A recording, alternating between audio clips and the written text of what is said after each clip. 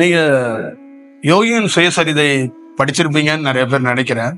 படிக்கலன்னா ஒரே ஒரு வாய்ப்பு கிடைச்சா ஒரு 2-3 பகுதியை மட்டும் படிங்க. அதுக்குள்ள முக்கியமா சொல்லப்பட்டிருக்கிறது என்னன்னா, ஒரு ஒரு குரு வந்து ஒரு சிஷியனுக்கு ஒரு செயலை வந்து போதிக்கிறார். என்ன சொல்றாரு அப்படின்னா, இந்த காலம் கொஞ்சம் மோசமா இருக்கு. அப்ப நீ என்ன பண்றன்னா, ஜோதிட சம்பந்தமா இங்க புரிதல் இல்லை. அவரே மாணவர்கிட்ட சொல்றாரு, ஜோதிட சம்பந்தமா பெரிய புரிதல் இல்லை. யார் யுக்தேஸ்வர்கிரியும் யோகானந்தருக்குள்ளேயும் இருக்கிற செயல். ஜோதிட சம்பந்தமா நிறைய குழப்பங்கள் இருக்கு.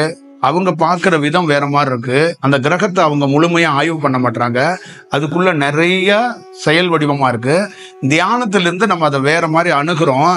அதனால நீ என்ன பண்ற அப்படின்னா, ஒரு ஜோதிட வளையலை வாங்கி காப்பர்லயோ தங்கத்திலேயோ வெள்ளியிலையோ இல்ல அந்த மாதிரி ஒரு வளையலை வாங்கி நீ அணிஞ்சுக்கணும் அப்படின்னு வந்து சொல்லும்போது ஆச்சரியத்தை ஏற்படுத்துது சிஷியனுக்கு. ஏன்னா குரு இந்த மாதிரி ரெஃபர் பண்ணுவாருன்னு அவன் எதிர்பார்க்கவே இல்லை. அப்ப அதுக்கு வந்து விளக்கத்தை அவர் என்ன கொடுக்குறாருன்னா, உன் கல்லீரல் சம்பந்தமாக ஒரு பெரிய ப்ராப்ளம் வரப்போகுது, அது சம்பந்தமாக நீ பெரிய கஷ்டத்தை அனுபவிக்க போற. இந்த வளையலை நீ அனுபவிக்கிற பட்சத்துல அந்த செயலிலிருந்து பல நாள் நீ அனுபவிக்க வேண்டிய செயலை 24 நாட்களாக மாத்த போறோம். அப்ப அதுக்கு இந்த உடல்ல ஒரு மெட்டல் வடிவத்தில் இருக்கிற ஒரு பொருள் தேவைப்படுது. அந்த பொருளை நீ மந்திரமா ஜோதிடமா பார்க்க வேண்டாம். அந்த பொருளுக்குள்ள ஒரு கணக்கு இருக்கு. ஒவ்வொருத்தருக்குள்ளயும் ஒரு கால கணக்கு இருக்கு. ஏன்னா இந்த யுகங்கள்ல சொல்லியிருப்பாங்க, இரும்பு சம்பந்தமா இல்ல பல விஷயங்கள் சம்பந்தமா பல்வேறுபட்ட தகவல்கள் சொல்லியிருப்பாங்க. அது ஒரு மனிதனுடைய உடலுக்கோ ஏதோ ஒரு வடிவத்துல ஒரு பாதுகாப்பை ஏற்படுத்துதுன்னு பொருள். காவி, உத்திராட்சம், இது எல்லாமே ஏதோ ஒரு வடிவத்துல ஒரு மனிதனை பாதுகாக்குது. ஒரு மனிதனுக்கு அது ஒரு வழிகாட்டுது. அதுக்குள்ள ஒரு செயல் வடிவம் இருக்கிறத அணிஞ்சுதான் நல்ல நுட்பமா அறிஞ்சிட்டு ஒரு குருநாதர் வந்து அதை கொடுக்கிறார். அப்ப அதே போல செயல் வடிவத்தை அவருக்கு வந்துச்சு. அந்த சிஷியர் பயங்கரமா அனுபவிச்சாரு. ஜோதிட வளையலையும் வாங்கி போட்டுட்டாரு. ஆனா அவருடைய வலி தீவிரமா இருந்துச்சு. அவர் குருநாதர் சொன்ன மாதிரி அந்த 24 நாள் அவர் படாத அவசப்பட்டாரு. திருப்பி அவரை வந்து சந்திக்க வர்றாரு. சந்திக்க வரும்போது 2 பேருக்குள்ள கான்வர்சேஷன், இவரால ஒண்ணுமே முடியல. அப்ப மீண்டும் சிஷியர் குரு என்ன சொல்றாருன்னா, நீ இந்த வழியில அவசப்படுறன்னு எனக்கு தெரியுது. நான் வயிறு சம்பந்தமா உனக்கு ஒரு தியானத்துக்குள்ள சில வடிவங்களை சொல்லி கொடுத்துருக்கேன்ல, அந்த பயிற்சியை செய்யன்னு சொல்லும் போது இவர் அழுதுகிட்டே சொல்றாரு, நான் உட்காரவே முடியல, என்ன நீங்க வந்து ரொம்ப சங்கடப்படுத்துற மாதிரி சொல்றீங்களா, நான் எப்படி அந்த பயிற்சியை செய்ய முடியும்? நான் மீண்டும் அவர் சொல்றாரு, நீ அதுல இருந்து விடுபட்டு வந்துட்டேன்னு நான் நம்புறேன். நீ இன்னும் அதுல இருந்து வரல அப்படின்னு நினைச்சுக்கிட்டு இருக்கிற. நீ இந்த பயிற்சியை இப்ப செய்ய, அதுல இருந்து நீ விடுபட்டு வந்துருவ. அப்ப அவருக்கு என்னன்னா, அந்த பையன் விடுபட்டு வந்துட்டான், ஆனா வழியில இருக்கிறான். அந்த குரு காலக்கணக்குல எப்படி பார்த்திருக்காருன்னா, இந்த நேரத்துல அது விடுபட்டுறணும். அவன் விடுபடாம இருக்கிறது காரணம், அவன் மன ரீதியா இந்த துன்பத்திலிருந்து வர முடியாதுங்கிற அந்த அழுத்தம் இருக்குல்ல, அந்த அழுத்தத்துல அது எக்ஷன் ஆகுது. அப்ப அவர் என்ன சொல்றாருன்னா, அந்த பயிற்சியை மேற்கொள்ளுங்கிறார். அப்ப அந்த பயிற்சியை மேற்கொண்டதுக்கு அப்புறம் சிறு மணித்துளிகள்ல அது எங்க இருந்துச்சோ அது தெரியாம போயிடுச்சு. அப்ப சமன்படுத்தப்பட்டு ஒரு பெரும் துன்பத்திலேருந்து, நீங்க சாதாரணமா நினைச்சுக்காதீங்க, ஒரு வயிற்று வலியில அவஸ்தைப்பட்டு பாருங்க. அந்த வயிற்று வலி போனதுக்கு அப்புறம் வயிறு பற்றி அப்பதான் நமக்கு ஒரு புரிதலே வரும். அந்த வயிறு வலி இருக்கும்போது என்னென்ன வேதனைகளை நம்ம அனுபவிப்போம், அது வெளியில போனதுக்கு அப்புறம் தான் அதோடைய முழுமையான செயல் வடிவம் என்னன்னு தெரியும். அந்த மாதிரி வெளியில வந்ததுக்கு அப்புறம் ரொம்ப ஃபீல் பண்ணி குருவை வந்து கடவுளா, அன்னையா, அப்பாவா பார்த்திருக்கிறார். அப்ப அவரு எதை வடிவத்துல வச்சுன்னா, இந்த காலக்கணக்குல ஒவ்வொருத்தருக்குள்ளயும் தன்னுடைய உள்வினையில இந்த சூழல்ல ஒரு பாதிப்பு ஏற்படும். இந்த சூழல் இருக்குல்ல, இந்த உடல் இருக்குல்ல, உங்களுக்கு எல்லாருக்கும், ஆண் பெண் எல்லாத்துக்குமே ஒவ்வொரு கால நேரத்துல இந்த உடல் வந்து ஏதோ ஒரு வடிவத்துல பாதிப்பு அடையும். அது எந்த வடிவத்திலேயே பாதிப்பு அடையும். அந்த பாதிப்பு அடையறதுக்கு, அதிலிருந்து நிவாரணம் பெறறதுக்கு இயற்கையாகவே பல்வேறுபட்ட வழிகளை குருமார்கள் கண்டுபிடிச்சு வச்சிருக்காங்க. ஆனா எல்லா மனிதன்ட்டையும் தெரிந்த ஒரே வழி மருத்துவம் தான். வேற வழியே அவனுக்கு தெரியாது, ஆப்ஷனே கிடையாது.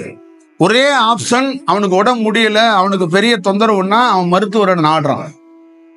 ஆனா அதுக்கு மருத்துவரை நாடாமையே யுக்தேஸ்வர் கிரி நினைச்சிருந்தா மருத்துவர்கிட்ட தான் சொல்லியிருக்கணும். கல்லீரலுக்கு ஒரு மெட்டலை வாங்கி அணிஞ்சுக்கன்னு சொல்ல மாட்டாரு. நல்லா ஞாபகம் வச்சுக்கோங்க, யுத்தேஸ்வர் கிரி சாதாரண ஆள் கிடையாது. ரொம்ப ரொம்ப இருக்கிற குருவிலே ரொம்ப இணுக்கா செயல்படுவாங்கன்னா, ரொம்ப ஆராய்ச்சி பண்ணி செயல்படக்கூடிய ரொம்ப பர்ஃபெக்டான குருன்னு சொல்லுவாங்களா, அந்த மாதிரி நுட்பமா செயல்படுறவர். சும்மா எடுத்தோம் வந்தோம் ஏனோ தோணோங்கிறதெல்லாம் கிடையாது அவர்கிட்ட. அவருடைய லைஃபே நீங்க பாத்தீங்கன்னா ரொம்ப ரொம்ப துல்லியமா இருக்கும். எல்லாமே ரொம்ப கவனமா, ரொம்ப உள் சார்ந்து போய் ஒரு செயலை எடுத்துட்டு வந்து செய்யக்கூடிய ஆள்ல அவர் ஒரு ஆளு.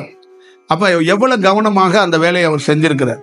அதே போல இதை ஏன் உங்ககிட்ட சொல்றேன்னா, நீங்க அதை படிக்கணும், அதுக்குள்ள போகணும். இல்ல, அந்த செக்ஷனை நான் வேற வடிவத்துல பண்றேன். நான் மெட்டலை யாரையும் போட சொல்லல. சில கதாபாத்திரங்களை, விசித்திரமான கதாபாத்திரங்களை நான் சந்திப்பேன். பணக்காரர்கள், ஏழைகள், ரொம்ப விசித்திரமான கதாபாத்திரங்கள். அந்த கதாபாத்திரங்கள் சமயத்துல எனக்கே ஒரு கதை சொல்லுங்க. அந்த கதை தான் இன்ன வரையும் புரியாத புதிரா விசித்திரமா இருக்கும். அதுகளோட உடலுக்கு, அதுகளோட குடும்பத்துக்கு விடுதலை அளிக்கிறதுக்கு ஏதோ ஒரு வடிவத்துல அந்த உடல் இந்த இடத்துல டிராபேக் ஆகும், செட்பேக் ஆகும். அந்த குடும்பத்துக்குள்ள ஒரு செட்பேக் இருக்கும். அதை சரி செய்யறதுக்கு ஒரு வாய்ப்பா எங்கேயாவது ஒரு வகுப்பு நடக்கும்போது, நீ உணவு கொடு. சேவை கிடையாது, கடவுள் பக்தி கிடையாது. நீ படுத்துருவ, நீ துன்பப்பட்டுருவ. அதுல இருந்து ஒரு சொல்யூஷனை ஏற்படுத்துறதுக்கு அந்த மெட்டல் வடிவத்துல இந்த காலகட்டத்துல அதை நான் வேற வடிவத்துக்குள்ள எனக்கு காட்டப்படுறத நான் அப்படியே அந்த ஆப்போசிட்ல இருக்கிற கதாபாத்திரத்துக்கு எது சொல்யூஷன் அப்படின்னு கண்டறிஞ்சு, நீ இதை செஞ்சிரு அப்படின்னு நான் கொடுக்கறது. சில கதாபாத்திரங்கள் அதை நுட்பமா எடுத்து ரொம்ப ஆக்கப்பூர்வமா செய்யும். சில கதாபாத்திரங்கள் ரொம்ப அலட்சியமா, ரொம்ப என்ன நம்மளை செலவு செய்ய சொல்றாங்களே, நம்மளை ஏதாவது ஒண்ணு செய்ய சொல்றாங்களே, இதெல்லாம் சொன்னா புரியாது. உங்க குடும்பம் நீங்க வளரணும், அன்னதானம் கொடுங்கன்னு நான் போய் சொல்ல முடியுமா? நீங்க இன்னொரு ஒரு வாரத்துக்குள்ள படுத்துருவீங்க, வேகமா என் வகுப்புல இருக்கிற மாணவர்களுக்கு சோறு போடுங்கன்னு சொல்ல முடியுமா? இல்ல, நீங்க படுக்கணும் அப்படிங்கிறது தலையெழுத்து, அதை மாத்தணும்னு நான் நினைக்கிறேன். இல்ல எனக்கு வேண்டாம், நான் போய் படுத்துக்கிறேன் சுகமா அப்படின்னா படுங்க. யார் வேண்டாங்கிறா? ஒருத்தர் படுத்துருவார் வீட்டுல.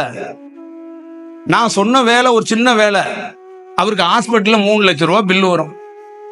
அந்த 3 லட்சம் ரூபாய் பில்ல விட்டுருங்க, அதை பெறட்டுறதுக்கு போராடி பெறட்டுவாங்க. ஆனா அந்த துன்பத்திலிருந்து யார் விடுபடுறது? அந்த துயரத்திலிருந்து யார் பண்றது? அப்ப எவ்வளவு ஒரு சார்ந்து நாங்க ரொம்ப கவனிக்கும் போது, நீங்க இப்படி நடந்துக்கிறத நினைச்சா எனக்கு எவ்வளோ மன அழுத்தமாகவும் எவ்வளவு வருத்தமாகவும் இருக்கும். இது வருத்தப்படுறதுங்கிறது என்னன்னா, ஒரு மனிதனுக்கு சொல்யூஷனை கண்டுபிடிச்சு அதை வேற வடிவத்துல கொடுக்குறோம், அது வேற வடிவத்துல காட்டுறோம். அதுதான் செயல். பாக்கெட் இருக்கு, அதுல நாங்க பணம் வச்சதே கிடையாது. அதிகபட்சம் நான் ஒருத்தட்ட 1000 ரூபாய் பணம் கொடுக்கறேன்னா அவனுக்கு 1 கோடி ரூபாய் கிடைச்சு போயிடும். அதனால கையில இருந்து, என் கையில இருந்து பணம் கொடுக்க கூடாது. நான் ஒருத்தட்ட இருந்து ஒரு பூவை கொடுக்க கூடாது, ஒருத்தட்ட இருந்து ஒரு மாலையை கொடுக்க கூடாது, ஒருத்தட்ட இருந்து ஒரு உணவை கொடுக்க கூடாது. அதனாலதான் நான் பரிமாறுறது இல்ல, நான் ஒரு பொருளை கொடுக்க சொல்றது இல்ல. நீ குடு, நீ குடு. தவிர்க்க முடியாத களத்துல சில இடத்துல நீயே குடுறா, இந்த இடத்துல அவனுக்கு நீ கொடுத்தாதான் சரியா இருக்குன்னு சொல்லப்படுற இடத்துல தவிர்க்க முடியாத சில சூழல்களுக்கு, சில ஆன்மாக்களுக்கு நம்ம கொடுக்கிறோம். அப்ப இதோட புரிதலை புரிஞ்சுக்கணும். இப்ப கோயிலுக்குள்ள போறோம், எல்லா கருவறையிலையும் நமக்கு மாலை போட ட்ரை பண்றாங்க. ஏன் கழுத்துல மாலை வாங்க மாட்டோம்? ஒரு உயர்ந்த தியானம் பண்றவங்கள, அவ்வளவு சாமானியமா வேற வடிவத்தில் இருக்கிறவங்க, மந்திர வடிவத்தில் இருக்கிறவங்க நமக்கு மாலை போட்டுற முடியாது, முடியவே முடியாது. இந்த புரிதலே அவங்களுக்கு புரியாது. அவங்க நினைப்பாங்க கருவறையில பெரிய தெய்வம் இருக்கு, பார்வதி உள்ள இருக்கிறா உருவமா, சிவன் உள்ள இருக்கிறாரு, அவரு கழுத்துல அணிந்திருந்த மாலையை எடுத்துட்டு நம்ம கருவறையில நம்ம மட்டும்தான் நிக்க முடியும், நம்மளை தாண்டி இந்த உலகத்துல உயர்ந்தவன் இருக்கான், கடவுள் இருக்கிறாரு, கடவுளுக்கு அருகாமையில கருவறையில நாம் நிக்கிறோம், அந்த மாலையை எடுத்துட்டு இவங்க கழுத்துக்கு போட வர்றோம். ஆனா அதை வாங்கலன்னா அப்ப அந்த கருவறை, அந்த உருவம், உன் மந்திரம், ஒன்னை தாண்டி நாங்க என்ன வளர்ச்சியில இருக்கோம்னு நீங்க பாத்துக்கணும். இதுதான் வளர்ச்சி. இந்த வடிவத்தை கண்டுபிடிக்க கத்துக்கணும். சும்மா நீங்க யார் வேணாலும் கழுத்துல மாலை போடுங்கிறதுக்காக நீங்க மாலையை வாங்கிட்டு வந்துட்டீங்கிறதுக்காக கழுத்தை நீட்ட முடியாது. அந்த கழுத்தை எதுக்கு நீட்டணும்னு பிரபஞ்சம் வச்சிருக்கு. அப்பதான் கழுத்தை நீட்டணும். ஒரு செயல் வடிவமா செய்ய முடியும். அது எல்லா வடிவத்திலையும் நேச்சர்ல இருந்து பசியோட நான் உட்கார்ந்து இருக்கும் போது யாராவது ஒருத்தர் வந்து அந்த நேரத்துல ஒருத்தன் உணவு அவனா கொடுத்துட்டானா அவனுக்கு என்ன தேவையோ அதெல்லாம் நடந்துரும். பசியே இல்லாத எனக்கு வந்து 10 பேர் சோறு போட்டாலும் அது எதுவுமே நடக்காது. ஏன்னா அங்க கிரியேட் பண்ணப்படுது. இப்ப நான் யாருன்னே தெரியாத ஒருத்தரை கண்டறிஞ்சிட்டு அவங்கள கை காட்டுறேன். ஒரு வேலை செய், ஒரு வேலையை கொடுக்குறோம், இந்த வேலையை நீ செய். எதுக்காக கொடுக்குறோம்? என்னுடைய நெருங்கிய ஒரு உறவினர் வந்து ரொம்ப சீரியஸா ஹார்ட்ல ஒரு ப்ராப்ளத்துல ஹாஸ்பிட்டல் அட்மிட் ஆக்க. அவர் எப்படி இருக்கிறாரு, அவரை காப்பாற்றணும், நீங்க ஏதாவது பண்ணுங்க. அப்ப நம்ம எதுவும் சொல்ல முடியாது. அவர் என்னன்னு தெரிஞ்சுக்கிட்டு அதை எதை சொல்லணுமோ எதை எப்படி பயன்படுத்தணுமோ அதை மட்டும்தான் நம்ம சொல்ல முடியும். அப்ப இன்னொரு குழந்தை பாதிப்பாகுது. நைட்டு 12 மணிக்கு நேற்று ஃபோன் பண்றான். அப்ப இதுல இருந்து என்னன்னா அந்த குழந்தைக்கு ஒன்றும் இல்லை, சாதாரண வெயில்ல வர்ற ஒரு சூடுல நடக்கிற ஒரு சம்பவம். ஒரு 3 நாள் 4 நாள்ல அது சரியா போயிடும். ஆனா அந்த 3 நாள் 4 நாள ஒரு தாயாலையும் தாக்கு பிடிக்க முடியாது, ஒரு குழந்தையாலும் தாக்கு பிடிக்க முடியாது. அந்த 3 நாளுக்குள்ள 30 விதமான வைத்தியத்தை பண்ணிடுவாங்க, 30 விதமான ஆட்கள்கிட்ட ஆலோசனை கேட்டுருவாங்க. அப்ப இதுல இருந்து நீங்க என்ன புரிஞ்சுக்கணும்னா, நீங்க ரிலாக்ஸா இருக்க முடியாதுங்க. ஒரு குழந்தைய பெற்றுட்டீங்கன்னா அந்த குழந்தைக்கு ஏதாவது ஒண்ணு ஆயிடுச்சுன்னா நீங்க நொடிஞ்சு போயிருவீங்க, நீங்க ஆடி ஆட்டம் கண்டுருவீங்க. உங்களுக்கு ஏதாவது ஒரு ப்ராப்ளம் ஆயிடுச்சுன்னா அங்க இன்னும் ஆட்டம் கண்டுருவீங்க. அப்ப இந்த பயத்திலிருந்து வெளியில வர்றதுக்கான சொல்யூஷனே மனிதர்கிட்ட கிடையாது. நீங்க நிம்மதியா பணம் இருந்துட்டா மட்டும் வாழ்ந்துட முடியுமா? உங்ககிட்ட பேர் புகழ் இருந்துட்டா மட்டும் நிம்மதியா இருந்துட முடியுமா? எந்த நிமிஷத்துல உங்க கார்ல இருந்து கீழே நீங்க விழுவீங்க, இல்ல கார் போய் கீழே விழுவுனே தெரியாது. அப்ப ஒரு பயத்தோட தான் ஒவ்வொரு மனிதனும் இங்க பிரயாணம் பண்றான்.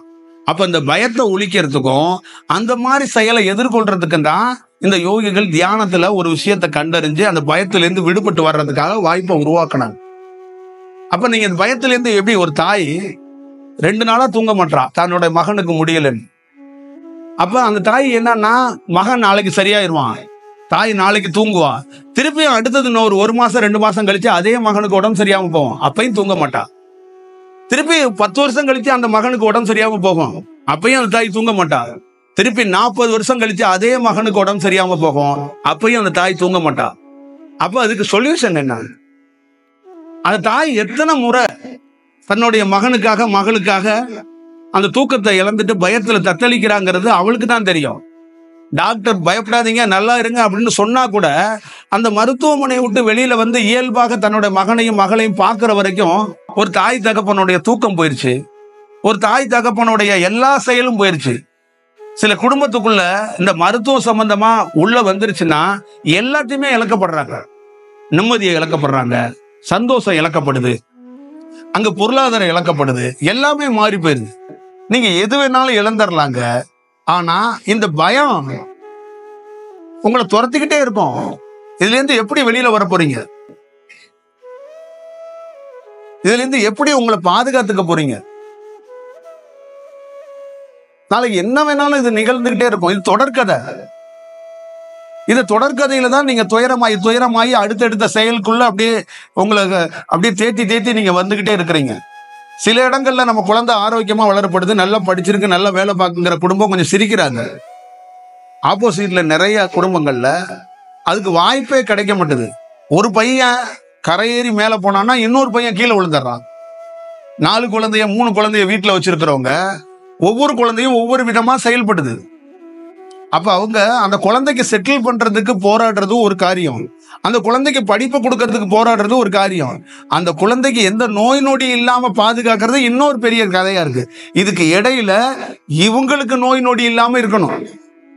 இப்ப நிறைய தாய் தந்தை தனக்குள்ள ஒரு நோய் இருந்தா கூட பரவாயில்ல, அதை போய் டாக்டர்கிட்ட காட்டி நம்ம செக் பண்ணி நம்ம உடலை பார்த்துக்க வேண்டாம், நம்ம குழந்தைங்க அது நல்லா இருக்கட்டும்.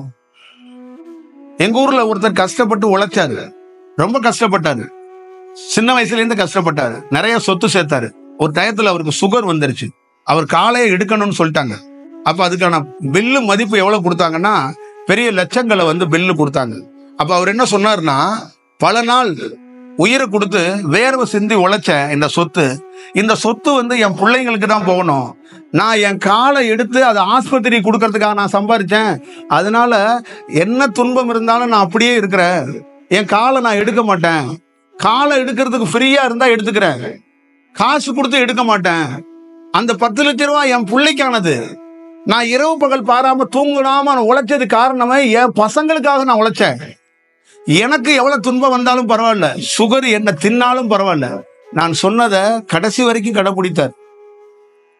கடைசி நேரத்தில் அந்த பிள்ளைங்க எங்களுக்காவது நீங்க ஏதாவது பண்ணணும்னு அவரை கம்பல் பண்ணி ஆஸ்பத்திரி கூட்டிட்டு போனாங்க. ஆனா அவரு பெரிய பில்லு வராம கடைசி வரைக்கும் விழிப்போட பாத்துக்கிட்டாரு. அவர் உயிர் போகுமா அப்படிங்கறத பத்தி கவலைப்படல. அந்த உடலை குணப்படுத்தணுங்கிறது விழிப்போட இல்ல, பணம் செலவாக கூடாது. அப்ப அவர் பணத்து மேல ஆசை வைக்கல. அந்த பணம் எனக்கு இல்ல, என் பிள்ளைங்களுக்கு. அதை சேர்க்கறதுக்கு நான் எவ்வளவு போராடணும்னு எனக்கு மட்டும்தான் தெரியும் அப்படிங்கறதான் அவருடைய இலக்கு. அவர் கஞ்சனா அவர் வேற மாதிரி இருக்கிறாருன்னு ஊர்ல சொன்னாங்க. எனக்கு அப்படி தெரியல. அவரு ஒரு ஒரு ஒரு பிடிப்போட இருக்கிறாரு. ஏன்னா அவர் எதை மதிக்கிறார் அப்படின்னு நான் பார்த்தேன்னா, அவர் அந்த உழைப்பை மதிக்கிறாரு. நான் போராடி உழைச்சத வேற ஒரு விஷயத்துக்குள்ள நான் கொடுத்துடக்கூடாது. அதை கொடுத்தா கூட அதை என் பிள்ளைகளுக்கு கொடுக்கணும், நான் அங்க போனாலும் பரவாயில்ல அப்படிங்கிறார். அப்ப நீங்க இதெல்லாம் உணர்ந்துகிட்டா கொஞ்சம் நல்லா இருக்கும். எப்படிதான் இதுக்குள்ள இருக்கிற செயல். அப்போ இந்த ஒரு வகுப்பு, ஒரு தியானம்லாம் எதுக்கு நடத்தப்படணும்? காலங்காலமா இந்த தியானத்துக்குள்ள இன்னைக்கு டெக்னாலஜி அதிகமாகனால யூடியூப்ல நிறைய சேனல்ஸ் எல்லாம் நிறைய உருவாகிட்டதுனால இந்த தியானத்தை அவங்கவுங்க வெவ்வேறு வடிவத்துல சொல்லி தர்றாங்க, வெவ்வேறு பயிற்சிகள் கொடுக்குறாங்க, வெவ்வேறு உருவத்துல காசு கட்டியோ காசு கட்டாமையும் நிறைய செயல்கள் இருக்கு. ஆனா அதை தாண்டி நம்மளாம் எதை சொல்லணும்னு நினைக்கிறோம்னா, பெரிய துன்பம், மரண அவஸ்தைப்பட்டோம், மரண வேதனை, பயம் நம்மளை துரத்துனுச்சு, துன்பம் நம்மளை துரத்துனுச்சு. அதுல இருந்து தீர்வு எந்த மனிதராலையும் கொடுக்க முடியல. பெரிய எம்டின்னு சொல்ற, எம்பிபிஎஸ் சொல்ற மருத்துவர் கூட எனக்கு ஒரு உடல் ரீதியா தீர்வு கொடுக்க முடியல. இந்த தீர்வை யார் கொடுத்தான்னா இந்த தியானம் தான் கொடுத்துச்சு. எனக்கு ஒரு நம்பிக்கையை எது ஏற்படுத்துனுச்சுன்னா இந்த தியானம் ஏற்படுத்துனுச்சு. வந்திருக்கிறது இந்த காலத்துக்கான ஒரு நோய் உனக்கு, அது உன்னை படுக்க வைக்க வரல, அது உன்னை உணர்த்த வந்திருக்கு. அது இந்த கால சுழற்சியில கொஞ்ச நாள் சுத்திக்கிட்டு இருக்கோம். இந்த காலத்துல இருந்து இப்படி திரும்ப போது அந்த திசையில எல்லாமே அடிபட்டு போயிடும். நீ அதுக்குள்ள மொத்தமா உன் உடம்ப படுக்க வச்சிடாத, நீ பயந்துராத அப்படிங்கிற இந்த நம்பிக்கைய என் குருவா ஒரு மனித வடிவத்தில இருந்து யாரும் சொல்லல. என்னுடைய உள் உணர்வு எனக்கே இன்ஸ்ட்ரக்ஷன் கொடுத்துச்சு, என்னையே தெளிவுபடுத்துனுச்சு. நீ இந்த நேரத்துல தான் ரொம்ப விழிப்போட இருக்கணும், தைரியமா இரு. உன்னை யார் வேணாலும் நகைக்கிட்டோம், யார் வேணாலும் என்ன வேணாலும் பேசட்டும், ஆனா இந்த இடத்துல நீ எப்படி கடக்கணுங்கிறத நான் உனக்கு இன்ஸ்ட்ரக்ஷன் கொடுக்குறேன், நீ அதுபடி ஃபாலோ பண்ணு. இதை சொல்லி கொடுத்தது இந்த தியானம். அந்த வரையறையில போனதுனாலதான் அந்த இடத்துல இருந்து நான் காப்பாற்றப்பட்டேன், அந்த செயல் வடிவத்திலிருந்து காப்பாற்றப்பட்டேன். அப்ப அந்த இடத்துல இருந்து முழுமையா எல்லா வடிவமும் நமக்கு தெரியும் போது, ஒரு ஞான வடிவத்துல சில விஷயம் கிடைக்கும் போது, இத எந்த வடிவத்திலேயே மக்கள்கிட்ட கடத்தப்படணும், மக்கள்கிட்ட கொடுக்கப்படணும். அதுல 100 பேர் இருக்காங்கன்னா ஒரு 25 பேராச்சும் அவங்க செல்ஃப் ரியலைசேஷனா மாறட்டும், அவங்கள பாதுகாத்துக்கிட்டா போதும். இவ்வளவுதான் இதுக்குள்ள இருக்கிற விஷயம். நீங்க இங்க இருக்கிற ஹாஸ்பிட்டல நான் மூட சொல்லல, இங்க இருக்கிற ஒயின் ஷாப்பை நான் மூட சொல்லல, இங்க இருக்கிற ஹோட்டல் கடையோ காய்கறி கடையோ நான் மூட சொல்லல. ஆனா எந்த கடைக்கு போகணுங்கிற உங்களுடைய எண்ணத்தையும் ஆசையும் மூடி வச்சுட்டு நீங்க தேர்ந்தெடுங்க. அவரை தேர்ந்தெடுக்கிற வாய்ப்பை கொடுக்காதீங்க. எங்க நீங்க கால் எடுத்து வைக்கணுங்கிறத நீங்க தேர்ந்தெடுங்க. உங்க காலு தானா கீழே எடுத்து வைக்குதா இல்ல நீங்க சொல்லி எடுத்து வைக்கிறீங்களாங்கிறத யோசிங்க. அந்த வடிவத்துக்குள்ள மாறி வாங்கங்கிறதா நம்ம சொல்றோம், ஒவ்வொரு வகுப்புக்குள்ளையும் ஒவ்வொரு செயலுக்குள்ளையும்.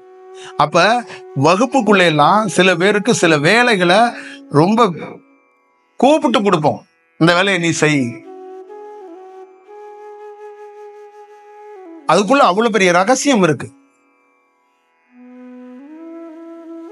அதுதான் அதுக்குள்ள இருக்கிற வடிவம். ஒரு குரு, உனக்கு நான் தீட்சை தர வந்திருக்கிறேன், நீ என்ன வாங்கிக்கிறியா?